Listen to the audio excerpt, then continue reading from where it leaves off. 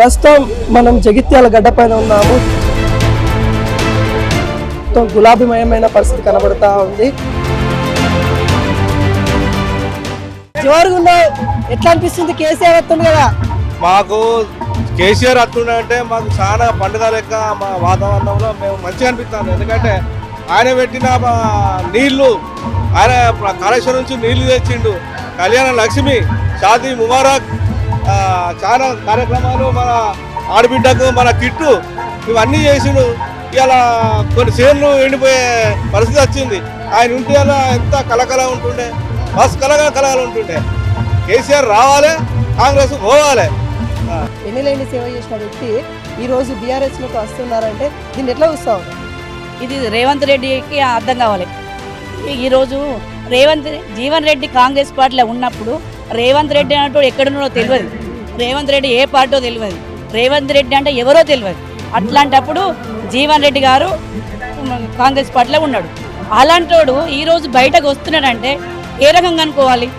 ఆయన చేసిన లంగదనం అనుకోవాలా, ఆయన చేసిన గుండదనం అనుకోవాలా, ఆయన చేసిన అబద్ధాలు అనుకోవాలా, ఏమనుకోవాలి? ఇలా అంత పెద్ద నాయకుడు ఇవాళ 70 ఏళ్ళు ఉన్నాడు ఆయన ఇవాళ కాంగ్రెస్ పార్టీ నుంచి బీఆర్ఎస్ పార్టీలోకి వస్తుండంటే వేరే పార్టీలు ఎన్నో ఉన్నాయి కదా. ఇవాళ రేవంత్ రెడ్డి మన కేసీఆర్ చేసిన పనులు కానీ, కేసీఆర్ మాట విధానం పద్ధతులు చూసి ఆయన ఇలా మా బీఆర్ఎస్ పార్టీలకు రావడం జరిగింది. కేసీఆర్ పాలన 10 సంవత్సరాలు చూసి కేసీఆర్ పాలనే బాగున్నది. ఎందుకంటే ఆయన అన్ని పథకాలు తెచ్చిండు, వాటిని అమలు పరిచిండు. రేవంత్ రెడ్డి లేనిపోని అన్ని అబద్ధాలు చెప్పిండు, ఒక్కటి కూడా నెరవేర్చలేదు, ఒకటి కూడా కాలేదు. ఆయనంత దొంగ ఎవరు లేరు. రేవంత్ రెడ్డి గారే పని అయిపోయింది, కేసీఆర్ గారే ముఖ్యమంత్రి అవుతారని ఈ రోజు ఇంకా కొద్ది గంటలలో తేలనుంది. ఈ ప్రజా ఆశీర్వాద యాత్ర సభలో జనాలను చూసి మరి వాళ్ళ పని అయిపోయిందా, ఇటు కేసీఆర్ గారి పని అయిపోయిందా అన్నది ప్రజలే చూపెడతారు. ఇప్పుడున్నటువంటి కాంగ్రెస్ చాలా మంది ఏమంటున్నారంటే ఇది టీఆర్ కాంగ్రెస్ అంటున్నారు. అంతకుముందు కాంగ్రెస్ అయ్యి కాంగ్రెస్ చూసాము, ఇది టీఆర్ కాంగ్రెస్ అంటుంది. ఏంటబ్బా ఈ టీఆర్ కాంగ్రెస్ అంటే ఏంటంటే తెలుగుదేశం రేవంత్ రెడ్డి కాంగ్రెస్ గా వాళ్ళు పిలుస్తున్నారు. సో ఇప్పుడు ఉన్నదంతా తెలుగుదేశం బ్రీడ్ తప్ప అందులో కాంగ్రెస్ అనేది లేదు.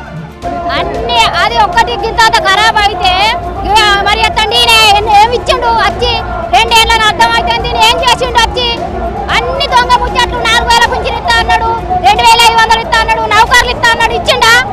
కాంగ్రెస్ ఎలాంటి పనులు చేయలేదు కూడా. ఇక్కడ జన సముద్రం చూస్తుంటే చాలా హ్యాపీగా ఉందన్న, చాలా సంతోషంగా ఉంది. జీవన్ రెడ్డి గారు చాలా సీనియర్, కాంగ్రెస్ పార్టీలో చాలా సీనియర్ నేత. అలాంటి వ్యక్తి కూడా గవర్నమెంట్లో ఉండి కూడా బీఆర్ఎస్ పార్టీకి వస్తున్నారంటే జనానికి అర్థం కావాలి.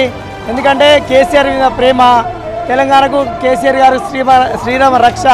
ఎందుకంటే గత గవర్నమెంట్ 10 ఏళ్లలో కేసీఆర్ గారు రైతులకు కానీ పేదలకు కానీ అందరికీ ప్రతి ఇంటికి సంక్షేమం అందించిన ఘనత కేసీఆర్కే దక్కింది.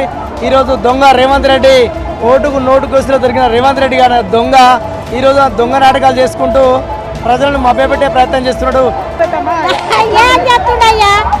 అక్కడి నుంచి ఏమైనా చేసిండ పనులు? ఈ బస్సు పాడువాడా ఎందుకయ్యా? వస్తుంటే పక్కలాంటి వస్తున్నాయి బస్సు ఎక్కిపోతే. పిరి కరెంటు లేకుంటే ఆ బస్సు పిరిగా లేకుంటే ఆయన గురించి తలుచుకుంటున్నా. ఆయన ఏమంటే మేము పార్టీ మారుతున్నాం కదా. సంజీవ్ కుమార్ కాంగ్రెస్లోకి వచ్చింది కాబట్టి మేము పార్టీ మారుతున్నాం. జోరున్నది, అన్ని తీరా ఇచ్చింది మాకు, అందుకోసం వస్తున్నాం. రేవంత్ సార్ దిగిపోవాలి. మాకు జీవన్ రెడ్డి ఎక్కిండంటే మాకు బాగా ఖుషి అనిపిస్తుంది. ఏది లేదు, ఒక ఇంద్రమ్మ సీర ఇచ్చిండు, పిరిపాస ఎక్కిండు, ఎవడో ఎక్కుతుండు, ఓదో ఎక్కుతుంది, కానీ ఏది లేదు మాకు. ఏం కూడా లేదు మాకు. ఆయన ఉన్నట్టే రైతు బంధు కూడా వీకింది. ఏం లేదు, తిందామంటే తప్పుకొని బతుకుడు ఉన్నది. అన్ని పెట్టినాం. ఏమిచ్చండు? 1 సంవత్సరం వేసిండు, ఎకరం ఉన్నోడికి వేసిండు. ఎకరం తింటి బతారా వాళ్ళు బతారు, ఎకరం వాళ్ళు బతారా? ఎక్కడ్రా తెలంగాణ, మనం బతకలేము వాడు చేయబట్టి. భూములు అమ్ముతాడు, ఇల్లు కూడా కొడతాడు. మొత్తం 380 ఇల్లు కూడా కొట్టి గరీబులు.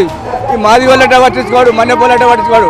వారికి ఏమైనా డబ్బు అక్కడికే సోనియకపోతాను. డబ్బు దొరకబట్టిన సిగ్గులేదు వానికి, ఇంకా దొరకబట్టిన వానికి సిగ్గులేదు. దొరకబట్టి ఇంకా ఇల్లు 380 ఇల్లు కూడగొట్టిడు. వానంత దుర్మార్గుడు లేడు.